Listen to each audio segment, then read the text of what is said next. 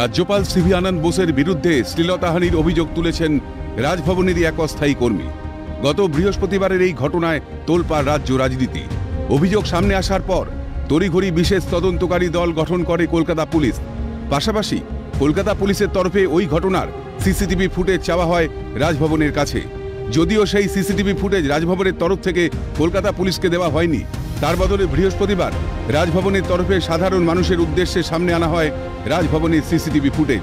এই CCTV footage দেখার জন্য আগে থেকেই রাজভবনের তরফ থেকে 100 জনকে আমন্ত্রণ করা হয়েছিল। জানা যায়, রাজভবনের সেই আমন্ত্রণে সাড়া দিয়ে জলপাইগুড়ি, বর্ধমান, কোচবিহার, মুর্শিদাবাদ সহ রাজ্যের বিভিন্ন জেলা থেকে 75টিরও বেশি ফোন এসেছে রাজভবনের পিস রুমে। এছাড়াও গত বুধবার রাজভবনের তরফ থেকে যে 2টি মেল আইডি দেওয়া হয়েছিল, সেখানে অসংখ্য মেল এসেছে বলে রাজভবন সূত্রের খবর। বৃহস্পতিবার গত 2রা মের সিসিটিভি ফুটেজ রাজভবনের তরফে প্রকাশ করা হয়। তাতে দেখা যাচ্ছে বিকেল 5টা 33 মিনিট নাগাদ পুলিশের আউটপোস্টে ঢুকছেন অভিযোগকারিনী। এরপর বিকেল 5টা 40 মিনিট নাগাদ পুলিশের আউটপোস্ট থেকে ওসির ঘরে যেতে দেখা যায় অভিযোগকারিনীকে।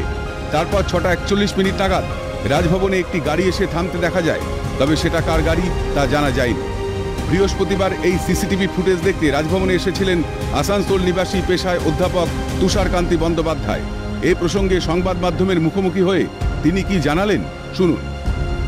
এটা তো আমরা কোনো কিছু আনন্দ করতে আসিনি বা কোনো মেলাও দেখতে আসিনি। একটা জিনিস হচ্ছে, যার বিরুদ্ধে অভিযোগ করেছেন তিনি হচ্ছেন মহামহিম রাজ্যপাল পশ্চিমবাংলার, প্রণামধরে। তাঁর সম্বন্ধে কিছু বলা আজকে নিজেকে লজ্জিত বোধ হচ্ছে, নিজেকে অপমানিত বোধ হচ্ছে। কেন একজন পশ্চিমবাংলার একটা মানুষের এইরকম কথাবার্তা উঠছে। তা যাই হোক, বলতে হবে যে সমস্ত অভিযোগ আনা হয়েছে সেই সঙ্গে আমি সম্পূর্ণ সহমত প্রকাশ করি না। এ নিয়ে কি জানালেন অধ্যাপক মইদুল ইসলাম, শুনুন।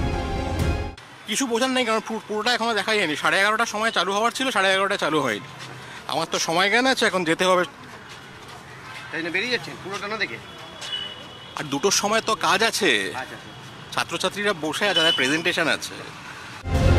লোকসভা ভোটের আবহে রাজ্যপালের বিরুদ্ধে ওঠা শ্লীলতাহানির অভিযোগ নিয়ে উঠছে একাধিক প্রশ্ন। পাশাপাশি বিষয়টি নিয়ে পুলিশের অতি সক্রিয়তার অভিযোগ উঠছে। সন্দেশখালীতে নারী নির্যাতনের ভুরি ভুরি অভিযোগ উঠলেও কোনো পদক্ষেপ করতে দেখা যায়নি। আর রাজ্যপালের বিরুদ্ধে অভিযোগ ওঠা মাত্রই তড়িঘড়ি তদন্তে নেমেছে কলকাতা পুলিশ। এর পেছনে কি রাজনৈতিক অভিসন্ধি আছে? রাজ্যপালের ভাবমূর্তি নষ্টের চেষ্টা? এই প্রশ্নই তুলছে ওয়াকিবহাল মহল। ক্যামেরায় সুরজিৎ প্রামাণিকের সঙ্গে অভিরূপা শাহ ও মণি ভট্টাচার্যের রিপোর্ট, ক্যালকাটা নিউজ।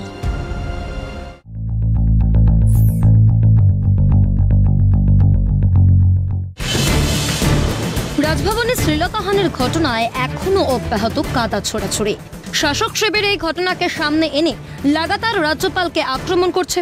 সেই মুহূর্তে ঘটনার দিনের এক অংশের সিসিটিভি ফুটেজ প্রকাশ্যে আনল রাজভবন। ঠিক কি ঘটেছিল? ঘটনার দিন বিকেল 5টা 32 মিনিট থেকে 6টা 41 মিনিট পর্যন্ত প্রকাশিত সিসিটিভি ফুটেজে তা দেখা গিয়েছে। তবে সেই ফুটেজে দেখা যায়নি রাজ্যপাল সিভি আনন্দ বোসকে। তবে ভিডিওর প্রথম অংশে অভিযোগকারী মহিলাকে রাজভবনের মূল গেট থেকে তড়িঘড়ি বেরিয়ে ওসির ঘরের সামনে যেতে দেখা যায়। দ্বিতীয় ফুটেজ অর্থাৎ বিকেল 5টা 40 নাগাদ তাকে দেখা যায় কয়েকজন পুলিশকে নিয়ে আউটপোস্ট থেকে বেরিয়ে পাশের ঘরে যাচ্ছেন।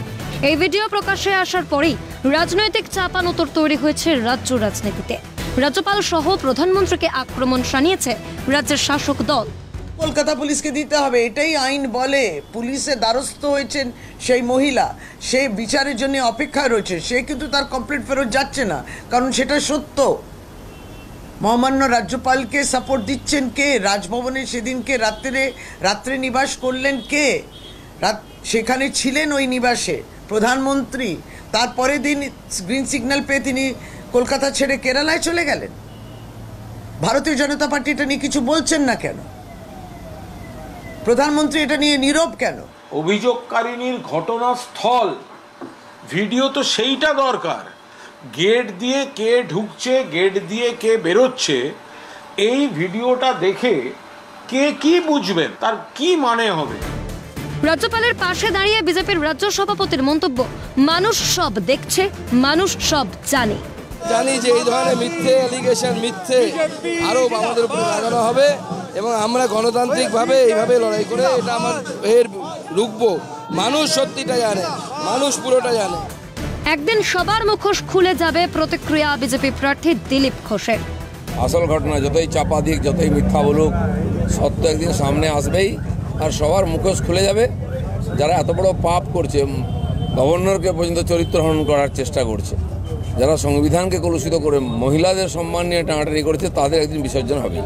ভিডিওর পক্ষে বিপক্ষে বিজেপি কিছু বলবে না, সাংবিধানিক বিষয় মানুষ সবার অবস্থান জানে। প্রতিক্রিয়া বিজেপি মুখপাত্র শ্রমিক ভট্টাচার্যের। রাজ্যপাল সাংবিধানিক প্রধান, রাজ্যবাসীর প্রতি তার একটা দায়িত্ব আছে, দায়বদ্ধতা আছে।